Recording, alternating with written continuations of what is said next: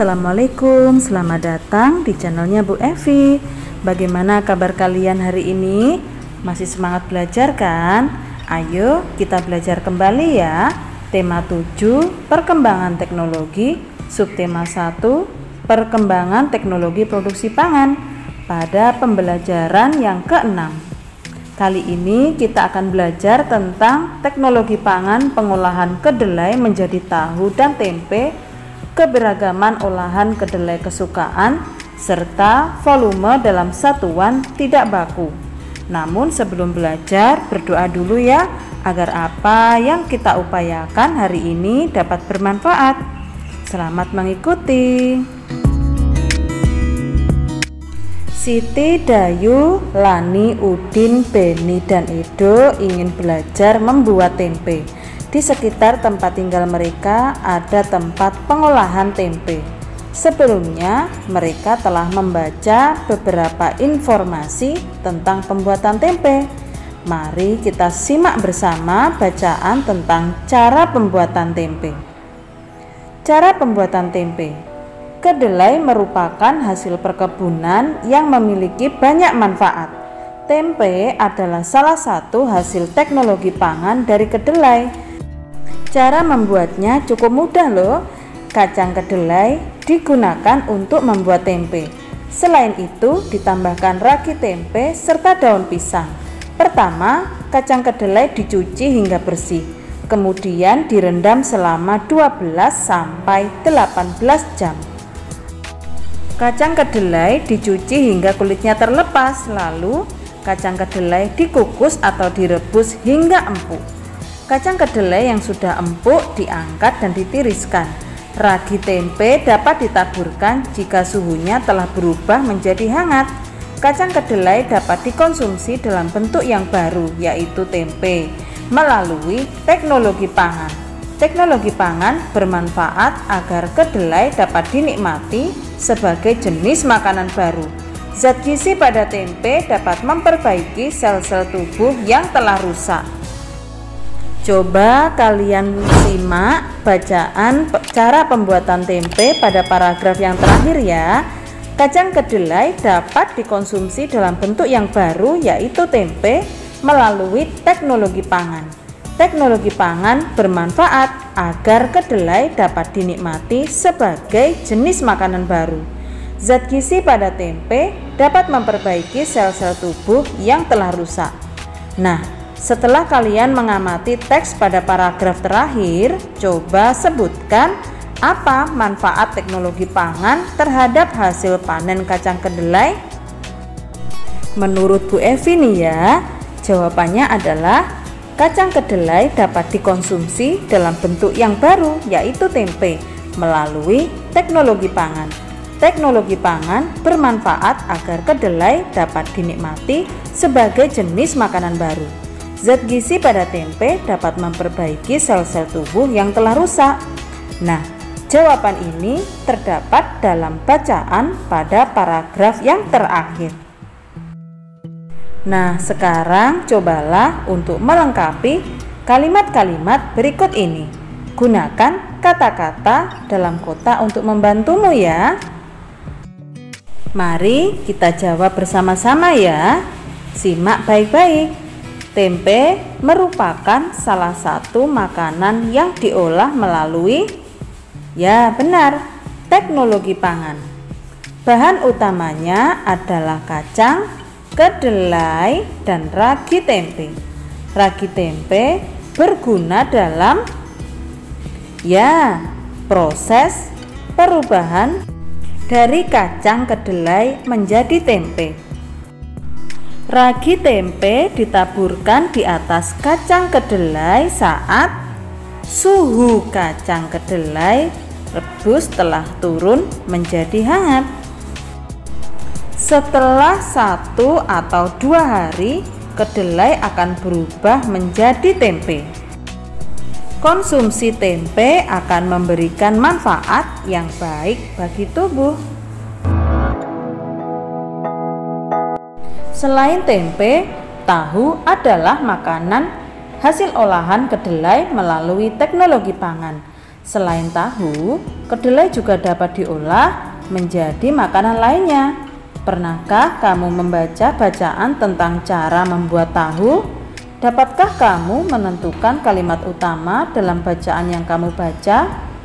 Apa olahan kedelai kesukaanmu? Coba simak berikut ini ya. Teknologi pangan pengolahan kedelai menjadi tahu. Kedelai merupakan jenis kacang-kacangan yang banyak dikonsumsi oleh masyarakat. Kedelai banyak dikonsumsi oleh masyarakat karena mengandung protein. Oleh karena itu, muncul pengolahan kedelai melalui teknologi pangan. Pengolahan kedelai melalui teknologi pangan ini dapat menghasilkan makanan baru. Makanan baru yang dihasilkan misalnya tahu. Tahu termasuk olahan kedelai melalui teknologi pangan. Kedelai diolah menjadi tahu melalui proses fermentasi.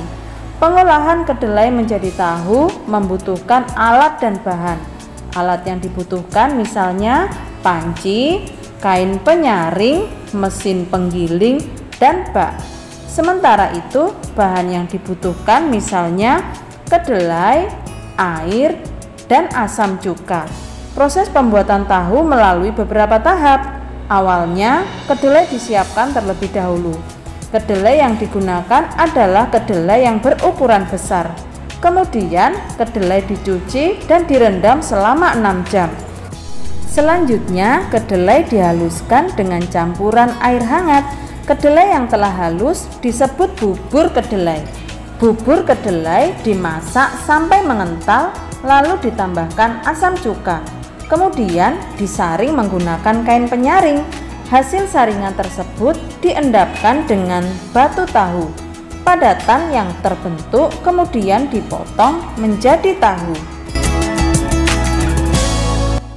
Siti, Dayu, Lani, Udin, Edo, dan Beni ikut serta membuat tempe. Mereka bekerja sama menyiapkan proses pembuatan tempe. Udin dan Edo menyiapkan kompor dan panci. Dayu mencuci kacang kedelai dibantu oleh Lani. Siti dan Beni bertugas merebus kacang kedelai. Siti harus mengisi panci dengan air. Panci yang tersedia berukuran besar. Gelas untuk menuang air berukuran kecil. Siti menghitung banyaknya gelas berisi air agar panci terisi sampai penuh. Coba perhatikan gambar berikut ini. Satu panci terisi penuh air setelah dituang 9 gelas satuan. Artinya volume satu buah panci setara dengan 9 gelas satuan. Nah, sekarang coba perhatikan gambar berikut ini ya. Jika air di gelas dituangkan ke dalam panci, coba lingkari volume air yang lebih banyak. Selain tahu dan tempe, masih banyak lagi makanan-makanan yang merupakan olahan dari kedelai. Apa saja produk olahan kedelai yang kamu ketahui? Misalnya susu kedelai, kecap, oncom, dan kembang tahu. Apa olahan kedelai yang kamu sukai? Apakah teman-temanmu juga menyukai olahan kedelai? Coba simak berikut ini ya. Setelah membuat tempe, Siti dan teman-teman akan mengolah tempe yang sudah jadi. Mereka membayangkan menu masakan yang akan dibuat dari tempe. Siti ingin membuat tempe balado karena Siti suka pedas. Edo ingin membuat semur tempe karena Edo suka rasa manis. Lani ingin membuat tempe asam manis karena Lani suka rasa asam dari saus tomat. Beni, Dayu, dan Udin lebih suka tempe yang digoreng, rasanya asin dan gurih. Siti memaksa ingin membuat tempe balado. Demikian pula Edo tetap bertahan ingin membuat semur tempe. Karena tidak ada yang mau mengalah, hampir saja tempe tidak jadi diolah. Keinginan setiap orang berbeda-beda. Jika setiap orang memaksakan kehendak, akan terjadi pertengkaran. Akhirnya Siti dan kawan-kawan berdiskusi untuk menentukan jenis masakan yang akan dibuat. Siti tidak ingin memaksakan kehendak. Siti paham bahwa tidak semua orang suka pedas. Siti memiliki tenggang rasa terhadap teman-temannya. Begitu pula Edo dan Lani. Mereka tidak memaksakan keinginan pribadi.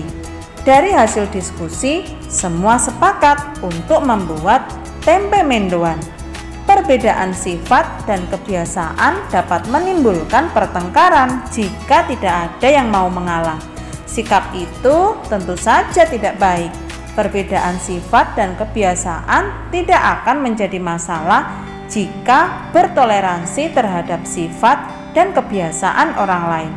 Tenggang rasa adalah sikap mau memahami keadaan orang lain. Kalian dapat berdiskusi dengan teman atau saudaramu ya mengenai hal baik dan tidak baik yang mungkin terjadi jika terdapat perbedaan sifat dan kebiasaan dari tiap orang. Hasil diskusi mengenai berbagai akibat dari adanya perbedaan sifat dan kebiasaan pada setiap orang diantaranya adalah muncul sikap tenggang rasa, berbeda pendapat, perang antar suku bangsa, memahami perasaan orang lain, saling melengkapi satu sama lain, memicu pertengkaran, menghargai perbedaan, memaksakan kehendak, memperkaya wawasan, serta tidak mau bersatu.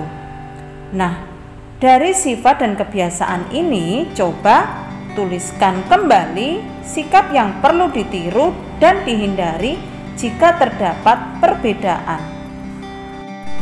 Tuliskan dalam tabel seperti ini di buku tugasmu ya. Menurut Bu Evi nih ya, sikap yang perlu ditiru diantaranya adalah yang pertama, muncul sikap tenggang rasa. Kedua, memahami perasaan orang lain. Ketiga, saling melengkapi satu sama lain. Keempat, menghargai perbedaan. Dan yang kelima, memperkaya wawasan. Sikap yang perlu dihindari diantaranya adalah yang pertama, perang antar suku bangsa. Kedua, berbeda pendapat. Ketiga, memaksakan kehendak. Dan yang keempat, tidak mau bersatu. Sikap yang perlu ditiru memberikan akibat yang positif atau baik. Sikap yang harus dihindari adalah sikap yang dapat memberikan akibat negatif atau tidak baik. Bagaimana pembelajaran kita hari ini? Apa saja yang sudah kalian peroleh? Semoga bermanfaat ya.